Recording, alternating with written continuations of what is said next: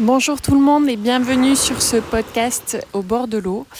Aujourd'hui, on est vendredi. Bon, tu entends ce podcast un mardi, mais c'est pas l'objet.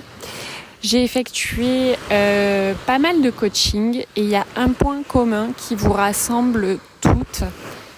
C'est cette expression que vous avez utilisée pendant nos coachings, c'est « est-ce que ça va pas faire trop ?» Est-ce que mes clientes vont pas trouver que c'est trop ? Et cette phrase-là, c'est pour moi un combat contre lequel je lutte chaque jour, moi-même. C'est un travail de tous les jours qui indique que la femme, depuis des millénaires, a été tellement opprimée que les femmes d'aujourd'hui n'osent plus être là, prendre leur place, exister, rayonner, faire vraiment ce qui est au fond d'elles et qu'elles n'ont même plus cette possibilité de décider de se connaître entièrement. Je m'explique. On est dans une société où on explique aux enfants tout petits que les petites filles, ça doit être joli, pas faire de bruit, pas prendre trop de place, pas crier trop fort, ça doit pas, surtout pas décider, ça doit pas poser trop de questions et il faut qu'elle soit discrète, c'est le mot. Voilà, il faut que la femme, ça représente la discrétion. Par contre, l'homme, lui, il peut se bagarrer, être courageux, ne pas pleurer, ne pas exprimer trop ses sentiments parce que sinon c'est pas bon. Et c'est pas comme ça que c'est un petit garçon. Donc effectivement, aujourd'hui, les femmes, elles ont tendance à se minimiser et à ne pas apprendre à prendre toute la place et à se révéler vraiment. Et aussi, elles n'ont pas du coup la force où elles ne se donnent pas l'autorisation d'aller puiser vraiment au fond d'elles pour savoir ce qu'elles souhaitent vraiment. Il y en a même certaines à qui ça fait peur d'aller au fond de soi, de savoir ce qu'elles veulent, de savoir ce qu'elles attendent de leur vie, de savoir quel est leur objectif.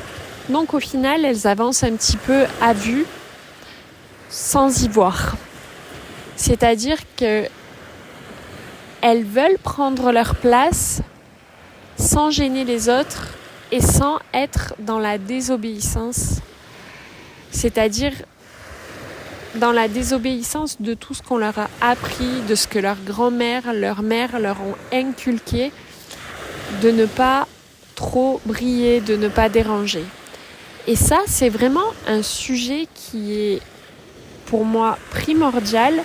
C'est le sujet de la femme qui voit une grande place, une énorme place vide où elle pourrait se mettre au centre et faire rayonner tout son potentiel et aller toucher d'autres milliers de femmes, ne va pas s'y autoriser.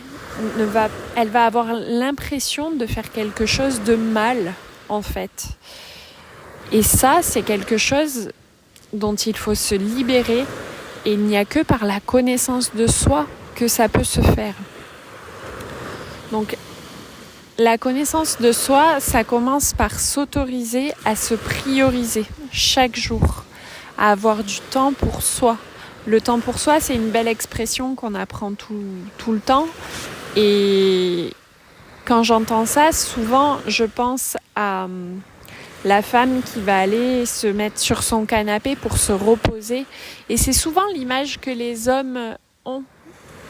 Du temps pour soi que les femmes vont prendre, c'est-à-dire du temps pour se reposer. Mais le temps pour soi, c'est peut-être pas forcément du temps pour se reposer, mais peut-être du temps pour se recentrer, de se remettre au centre, de se demander vraiment ce qui compte pour nous. Et tout ça, ça passe par de la méditation, de la marche, du sport, de se prioriser tout de suite dès le réveil, de commencer par soi. On se paye en premier. Ça, c'est une excellente expression. Et nous, on nous a toujours appris à justement être dans des seconds rôles, dans des rangs inférieurs, que ce soit dans le travail, que ce soit à l'école, que ce soit avec nos amis. On est toujours en décalé. On est toujours dans l'ombre. Et c'est difficile de se dire qu'on va avoir le droit de prendre la lumière. Et dans ces expressions que mes clientes m'ont données cette semaine dans les coachings, de dire est-ce que ça va pas faire trop ? Que vont penser les gens ? J'ai envie de te dire, si tu vas pouvoir offrir un bon service à ta clientèle à partir du moment où tu te connais toi et à partir du moment où tu acceptes et tu t'autorises à le faire comme si tu le faisais pour toi, mais pleinement. Et ça arrive pas du jour au lendemain. C'est pas quelque chose qui est inné, donc c'est quelque chose sur lequel tu vas devoir travailler jour après jour après jour. Et pour ça, tu vas avoir besoin de beaucoup de discipline là-dedans. Après, je te demande pas non plus de renier ton côté femme. On est les deux facettes d'une pièce, pile et face, et c'est ok d'avoir ses parts d'ombre, d'avoir ses parts de lumière, d'être à la fois féminine et masculine. Je te demande pas d'être dans les extrêmes et de l'un et de l'autre. Je te demande juste de savoir qui tu es et de trouver ta place. Voilà. Et de t'y autoriser pour vraiment aller au bout et vivre ta vie et pas la vie que quelqu'un a décidé que tu allais vivre. Et je crois que malheureusement sur Terre, il y a énormément de femmes qui vivent la vie qu'on a décidé qu'elles allaient vivre. Sur ce, je te laisse avec le bruit des vagues et je te souhaite une belle semaine.